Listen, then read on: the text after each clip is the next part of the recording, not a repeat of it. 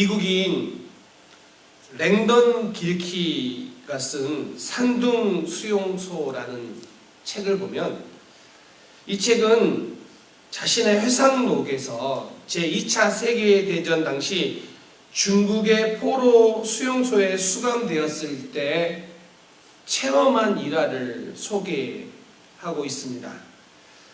한 일화에 이런 내용이 나옵니다. 성탄절이 지난 어느 날 미국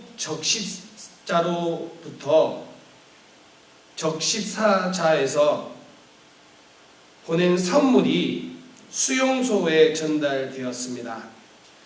선물 꾸러기는 모두 1,550개였고요. 포로들은 1,450명이었습니다. 수용소 측에서 포로 모든 사람에게 한 꾸러미씩 주고 미국인 포로 200명에게만 반 꾸러미씩 더 주기로 결정을 했습니다. 선물 꾸러기가 1인당 1개씩 돌아가고 100개가 남으니까 이게 미국에서 왔으니 미국 포로들에게는 반 꾸러미씩 더 주겠다라고 결정을 한 것입니다. 그런데 미국인 포로 몇 명이 와서 수용소 측에 강력하게 항의를 합니다. 그들은 미국 적십자사에서 보낸 선물이니 다른 나라 사람들은 주지 말고 오직 미국인 포로들에게만 주되 한 명당 7개 반씩 분배해달라는 요구를 합니다. 그리고 또한 이 요구를 했다라는 것을 알게 된 다른 나라 포로들은 미국인 포로들을 향하여 크게 분노를 합니다. 이 일화를 소개하면서 랭던 길키는 이런 말을 합니다.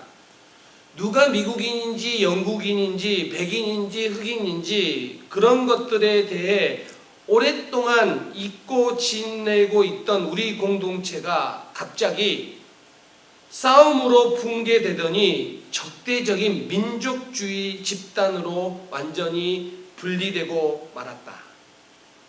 정말 역설적인 것은 놀라운 크리스마스 선물이 평화와 정반대되는 것을 가져왔다라는 사실이다. 여러분, 이 이야기를 들으면 인간의 안에 있는 이기적인 그 성향이 얼마나 쉽게 밖으로 드러나는 것인지를 보여주는 사건이라 할 수 있겠습니다. 그런데 이런 생각을 해보고 싶습니다. 과연 우리는 산둥 수용소에 있는 미국인 포로들보다 더 나은 사람인가? 우리 내면 깊이 자리 잡고 있는 탐욕과 자기 중심성을 생각해 보면 과연 우리는 그들과 대동소이하지 않는 그런 모습 아닌가? 비슷한 모습이 우리 안에 있지 않은가 생각해 봅니다. 오늘 우리가 본문을 보다 보면 이런 이야기를 쭉 진행해 왔습니다. 우리가 예수 믿기 전에는 이 세상 풍조를 따르고 공중의 권세 잡은 자를 따르며 육체의 욕심을 따라 살아갔던 사람들이었다. 그런데 그런 우리가 하나님의 은혜로 말미암아 구원을 받았다. 이것이 2장 1절부터 10절까지의 이야기입니다. 그리고 오늘 본문은 이렇게 시작합니다. 그러므로 11절 그러므로 자 이렇게 설명할 수 있습니다. 1절부터 10절까지가 성도 개인적인 차원에서 주신 은혜의 이야기라면 자 이런 은혜를 받았으니 그러므로 11절부터는 이제 공동체의 이야기로 연결시키고 있다는 것입니다. 자 10절까지 이야기에서 우리를 구원받은 하나님의 백성이고 우리를 향하여 포이에마라고 말씀하셨는데 그러므로 이제 뭐 해야 됩니까? 그러므로 이제 우리가 나아가야 될 방향에 대해서 이야기하고 있습니다. 오늘날 현대인들의 가장 큰 문제 중에 하나를 관계라고 합니다. 함께보다는 홀로가 더 편안한 사람들이 많습니다. 왜냐하면 함께 하다가 상처받은 경우가 많기 때문에 이제는 혼자서 자기 방식대로 살아가는 것을 더 선호하는 시대입니다. 근데 이것은 교회도 마찬가지입니다. 나 홀로 신앙생활 잘하면 되지 꼭 교회에서 다른 사람들과 함께 신앙생활 해야 되는가? 라는 질문을 수도 없이 던지는 시대가 되었습니다. 그런 시대를 살아가는 우리에게 오늘 본문은 중요한 메시지를 주고 있습니다. 오늘 11절 그러므로 생각하라. 우리에게 생각하라 라고 이야기합니다. 너희가 구원받은 하나님의 백성이라고 고백한다면 그러므로 생각하라 라고 오늘 우리에게 권면하고 있다라는 것입니다. 여러분들이 하나님의 작품 포이에마라고 여러분들이 고백한다면 그러므로 생각하라. 생각을 하며 신앙생활하라. 생각을 하며 살아가라 라고 우리에게 권면하고 있습니다. 그러면 무엇을 생각해야 될까요? 여러분 신앙생활 하는데 무엇을 생각하며 오늘 우리가 살아가야 될까요? 오늘 첫 번째는 이렇게 말합니다. 과거를 기억하며 겸손해야 된다는 것이죠. 11절부터 13절은 어떤 이야기를 하고 있냐면 과거에 구원받기 이전에 비참한 자였음을 이야기하고 있습니다. 특별히 오늘 이 부분은 이방인 그리스도인들을 향한 이야기입니다. 자, 유대인들은 이방인들을 향하여 그들은 지옥의 불쏘시개 정도로 생각했습니다. 그런데 그들이 예수 그리스도를 믿어서 이제 하나님의 백성이 되었습니다. 그런데 뭐라고요? 과거에 구원받지 않았던 과거의 그 모습을 기억하라라는 것입니다. 그런데 그 과거는 어떤 모습이냐면 13절에 이제는 전에 멀리 있던 너희, 그들은 멀리 있었어요. 예수 그리스도와 멀리 있었던 그들인데 그러나 그리스도 예수 안에서 그리스도의 피로 가까워졌다라고 이야기합니다. 멀리 있던 이 멀리가 마크란인데 이게 멀리 상관이 없는, 그런데 지금은 가까운 앵기스, 가까이에 연관되어 있다라는 뜻입니다. 이 표현이요 이사야 57장 19절에도 나옵니다. 입술의 열매를 창조한 자 여호와가 말하노라. 먼데 있는 자들에게든지 가까운 데 있는 자들에게든지 평강이 있을지어다. 이사야서에는 먼데 있는 자가 누구냐면 바벨론 포로로 끌려간 유대인이고 가까운 데 있는 자가 누구냐면 본토에 거주하고 있는 유대인들입니다. 에베소서에는 멀리 있는 사람들은 누구냐면 이방인들이고 가까이 있는 사람들은 누구냐면 유대인들입니다. 자, 이방인들이 과거에는 어둡고 절망적인 상황 속에 있었습니다. 그것을 기억해 생각해내면 지금은 어떤 상황이에요? 지금은 구원을 받은 또 하나님의 백성이 된 하나님의 자녀가 된 그런 상태입니다. 그러니까 예전에는 그리스도 밖에 있었는데 지금은 그리스도 안에 있어서 하나님과 가까워져서 복을 누리는 인생이 되었다라는 것입니다. 그러니까 과거에 그 비참했던 생각을 하면 현재 누리고 있는 삶이 얼마나 복되고 귀한지 생각하라. 너희가 과거를 생각하면 지금 있는 자리에서 어떻게 해야 된다고요? 겸손할 수밖에 없다라는 거예요. 겸손해져야 된다라는 거예요. 여러분, 우리도 과거를 생각하면 지금 현재 우리가 얼마나 그리스도 안에서 영광스러운 존재가 되었는지를 깨닫게 됩니다. 하나님의 은혜를 생각하면 그래서 우리는 겸손한 자리에 머물러야 된다라는 것입니다. 여러분, 낮아짐이 깊어질수록 하나님의 은혜를 깨닫게 됩니다. 이건 신앙생활하는 우리에게 공식입니다. 여러분, 우리가 낮아질수록 그 낮아짐의 깊이가 더할수록 우리는 하나님의 은혜를 더 깊이 깨달을 수 있습니다. 역대하 26장 5절 볼까요?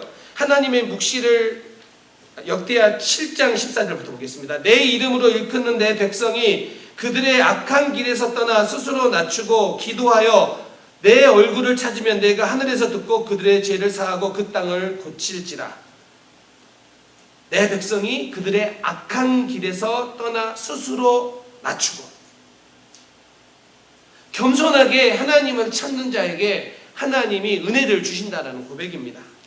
역대하 26장 5절에 보면 하나님의 묵시를 밝히게 하는 스가랴가 사는 날에 하나님을 찾았고 그가 여호와를 찾을 동안에는 하나님이 형통하게 하셨더라.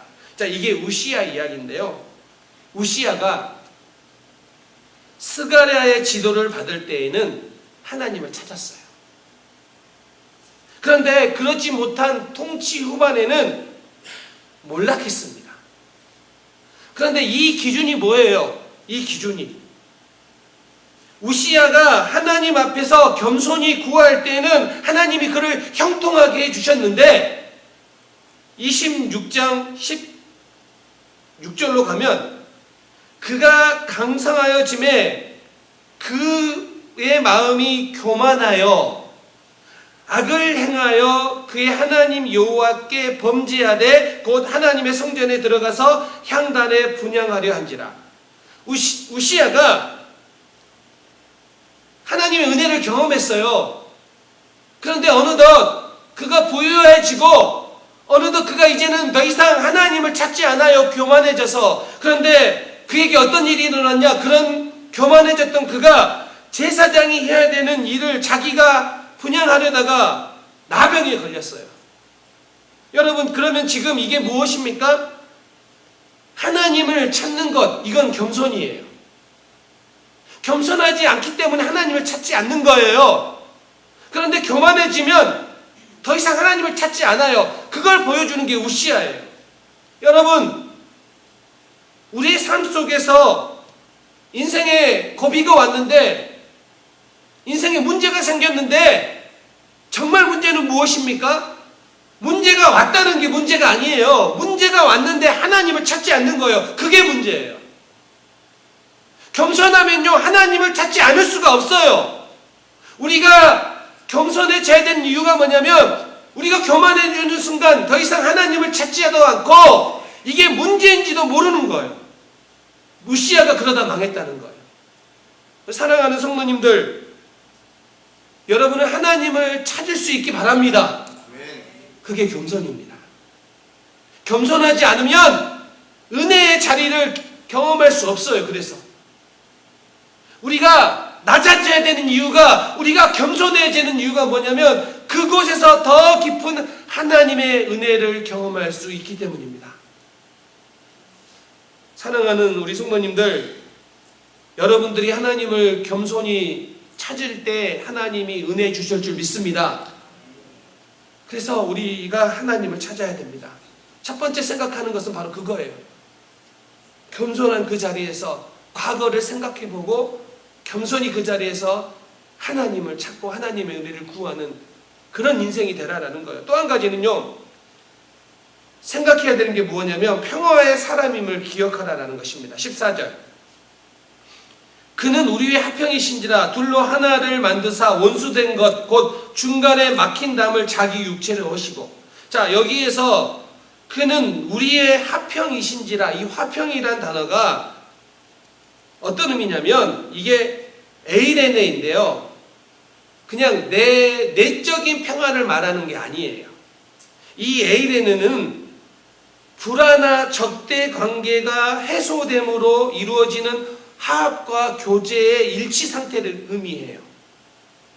자, 오늘 서로 적대적이었던 유대인과 이방인이 미움과 증오의 적대감을 버리고 화해함으로써 이루어지는 평화, 이게 에이레네예요. 예수 그리스도께서 유대인들과 이방인들을 하나 되게 하시고 둘 사이에 평화를 이루셨다라는 것입니다. 근데 이것도 오늘 우리 마찬가지입니다. 우리가 예수 그리스도를 믿음으로 인하여 어떤 일이 우리 가운데 생겨야 되냐면, 살아보면 좀 나와 성향이 더 잘 맞는 사람이 있습니다. 그래서 내가 더 좀 좋아해요. 그런데 오늘 여기서 말하는 내가 잘 맞는 사람과 가까워지는 그런 가까움을 말하는 것이 아니라, 이런 가까움은 오히려 개토를 만들기 쉬워요. 그런데 내 성향적으로는 가까워지기 어려운 그런 사람이 있는데, 예수님 때문에 가까워진 것이 바로 뭐래요? 교회라는 거예요. 이것이 그리스도 안에 이루어진 결과라는 것입니다. 자, 14절 15절. 그는 우리의 화평이신지라 둘로 하나를 만드사 원수된 것 곧 중간에 막힌 담을 자기 육체로 하시고 덧저문으로 된 계명의 율법을 폐하셨으니 이는 이 둘로 자기 안에서 한 세 사람을 지어 화평하게 하시고 둘 사이를 가로막은 담을 예수님이 육체로 하셨습니다. 예수 그리스도가 죽으심으로 인하여 하나님과 우리 사이에 막힌 담이 무너졌습니다. 오늘날 우리는 이 사실에 대해서 중요하게 여깁니다. 그런데 더불어 동시에 예수님이 죽으심으로 가까워지기 어려운 이방인과 유대인 사이에 담벼락도 하셨습니다. 이게 또 한 가지 중요한 사실이라는 거예요. 예수님이 육체로 가까워지기 어려운 이 두 사람 사이에 담을 하셨습니다. 누가 하셨어요? 예수님이 하셨다는 거예요. 이 유대인과 이방인의 이 담벼락은 율법이었어요. 이 유대인들은 율법이 있었고 또 율법을 지키려고 했어요. 반면에 이방인들은 율법도 없었고 율법을 지키지도 않았어요. 그래서 이 사이에는 담이 있었어요. 그런데 예수님이 오심으로 인하여 이 율법의 담을 하셨습니다. 하나님은 선한 의도로 율법을 주셨는데 사람들은 그 율법 때문에 우월의식을 갖고 다른 사람들을 배척했어요. 이건 오늘날도 마찬가지예요. 오늘 여기서 법정으로 된 계명의 율법을 폐하셨으니, 율법을 폐하셨다라고 할 때 이 폐하셨다라는 헬라어가 뭐냐면 카타르게사스인데 이게 무력하게 만들었다, 무효화했다라는 것입니다. 예수님이 십자가의 죽으심으로 인하여 율법을 무력하게 만드셨고 이방인과 유대인 사이에 있는 이 적대감의 담을 무너뜨리셨다라고 이야기합니다. 로마서 3장 21절 22절에도 동일하게 말합니다. 이제는 율법 외에 하나님의 한 의가 나타났으니 율법과 선지자들에게 증거를 받은 것이라 곧 예수 그리스도의 믿음으로 말미암아 모든 믿는 자에게 미치는 하나님의 은이 차별이 없느니라. 예수 그리스도가 율법의 시대를 끝내고 새 시대를 시작하셨습니다. 그런데 예수님이 담벼락을 허무셨는데 우리가 담벼락을 세워서는 안 됩니다. 예수님은 담벼락을 허무셔서 화평하게 하고 하나 되게 하고 적대감을 해소시키셨는데 오늘날 사람들이 또 다른 담벼락을 만들어내는데 또 여념이 없는 것이 아닌가 생각해 봅니다. 그래서 나랑 다르면 여기 쉽게 너무 정죄하고요, 판단하고요, 그룹을 나눠버리는 거예요. 오늘날 교회 안에 담벼락이 있습니까? 없습니까? 예수님은 담벼락을 허무셨는데 교회를 돌아보면 교회 안에 알게 모르게 담벼락이 존재한다는 거예요. 오늘날 한국 사회에 너무 많은 담벼락이 있어요. 한국 사회는 학력을 가지고 편가르기를 해요. 혈연을 가지고 편가르기를 하고요. 지역을 가지고 편가르기를 하고요. 정치 성향을 가지고 편가르기를 해요. 이게 한국 사회가 너무 심하다 보니까 문제가 되었는데 동일하게 그걸 교회 안에 가지고 와서도 교회 안에서도 심심치 않게 편가르기를 해요. 저 사람은 뭐와 나 동일하기 때문에, 학력이 나랑 비슷하기 때문에, 지역이 비슷하기 때문에, 성향이 비슷하기 때문에, 뭘 좋아하는 게 비슷하기 때문에, 부의 정도가 비슷하기 때문에 너무나 많은 기준을 가지고 자기들끼리 만드는 그런 담벼락을 세워가고 있는 모습이 아닌가 생각해 봅니다. 그런데 뭐라고요? 예수님이 그 담벼락을 허셨다고요. 죽으심으로, 육체로 그 담벼락을 허셨다고요. 사랑하는 성도님들, 그 예수님 때문에 나도 모르게 생기는 그 담벼락을 허물 수 있는 우리 은혜샘 공동체가 될 수 있기를 주님의 이름으로 축원합니다. 어느 은퇴하신 목사님이 들려준 이야기인데요. 교회를 섬기면서 어느 교회 부임에서 이렇게 장로님들과 회의를 하는데, 회의만 하면 장로님들의 목소리가 커지고 얼굴이 붉혀지고 싸우는 것입니다. 방금 전까지 예배 때는 은혜가 충만했는데 회의만 하면 은혜 받은 모습은 사라지고 갑자기 막 다른 사람으로 돌변하는 그런 모습을 보고 이 목사님이 이런 생각을 해냈습니다. 조그마한 십자가를 회의할 때 가지고 기도를 하는 겁니다. 그리고 그 십자가를 옆에 사람에게 전해주는 거예요. 또 이 사람이 기도하고 또 그 십자가를 옆에 사람에게 전해주는 거예요. 그런데 회의는 계속하고 있는 거예요. 그러니까 회의를 하는 동안에 누군가는 계속 기도하는 거예요. 그런데 여러분, 효과가 있었답니다. 실제로 효과가 너무 좋아졌는데, 그런데 문제는 뭐냐면 이 십자가를 들고 있을 때와 놓고 있을 때 차이가 너무 크다는 거예요. 그래서 다시 생각해야 되는 게 뭐냐면, 회의를 할 때 각자 앞에다가 십자가 종을 다 하나씩 놔뒀어요. 그래서 회의하다가 이것이 예수님 앞에서 회의하는 모습이 아니라고 생각하면 누구든지 종을 치는 거예요. 그러면 어떤 회의를 하다가도 멈췄다 1분간 다 기도하는 거예요. 그리고 다시 회의를 하는 거예요. 저도 이런 생각을 했습니다. 이 성도님들하고 같이 이야기하다가 이것이 예수님 앞에서 이야기하는 모습이 아니라면 내가 종을 치고 싶은 그때가 되면 잠시 화장실을 가야 되겠다. 그래서 1분간 기도하고 와야 되겠다. 여러분, 제가 자꾸 화장실 가지 않게 해주시기 바랍니다. 농담이 아닙니다. 여러분, 예수님이 담벼락을 허무셨는데 오늘 우리의 이 연약한 육체의 본성이 너무 많은 담벼락을 만들어내고 있다는 거예요. 신약학자 스캇 맥나이트는 이런 말을 했습니다.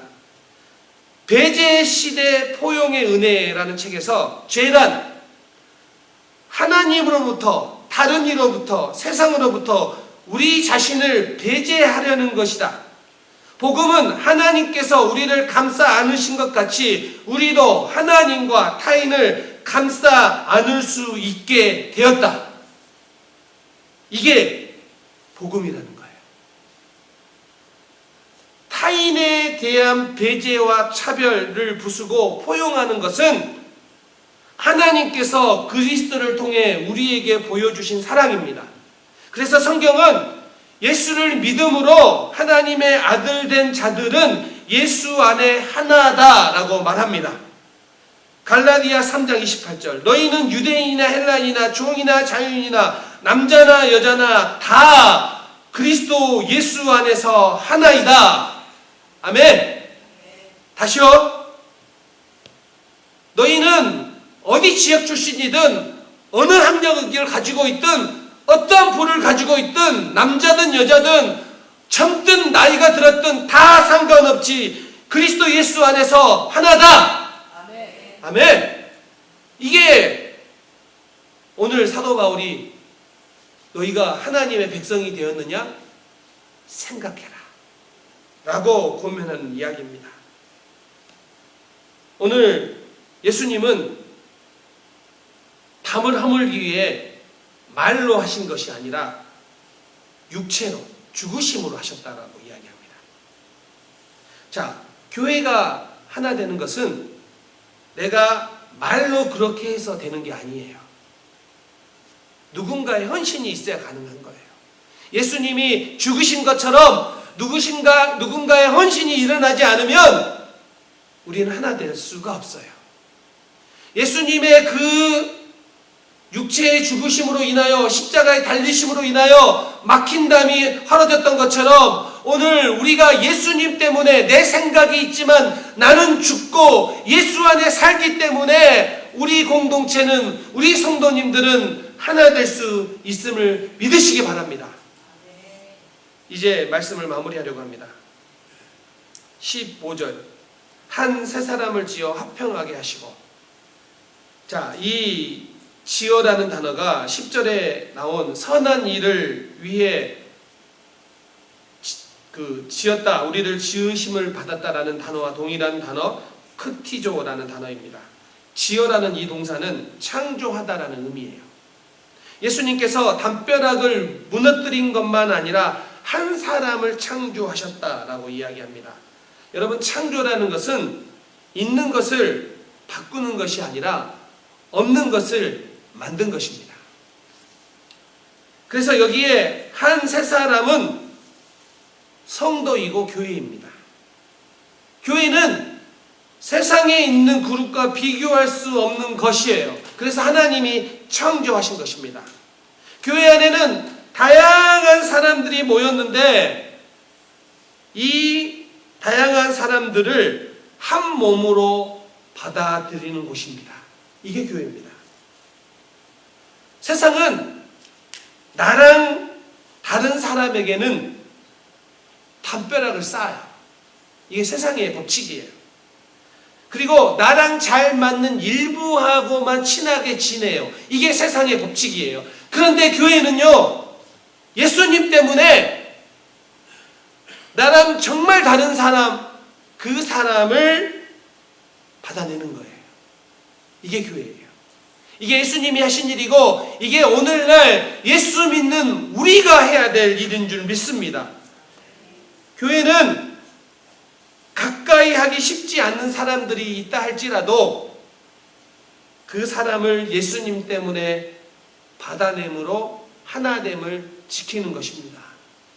성별이 달라도, 직업이 달라도, 성향이 달라도 우리는 예수님 때문에 이 일이 가능함을 믿는 존재입니다. 오늘 우리 교회가 이제 창립 5주년과 또 임직식을 앞두고 그렇게 기도합니다. 하나님, 새로운 일들을 일으켜 주옵소서. 그런데 그 새로운 일들을 하나님께서 일으키기 전에 우리에게 뭘 요청하십니까? 우리 공동체 안에 하나됨, 우리 공동체 안에 벽을 무너뜨림, 우리 공동체 안에 예수 때문에 새로운 일들이 일어남을 믿고 예수님으로 인하여 우리가 한 걸음 더 하나님 앞에 가까이 나갈 수 있는 이 시간이 되기를 소망합니다. 사랑하는 성도님들, 여러분의 육체의 생각을 넘어서는 일, 그 아름다운 일이 오늘 여러분과 우리 교회 공동체 가운데 일어날 수 있기를 주님의 이름으로 축원합니다. 아멘. 기도하겠습니다.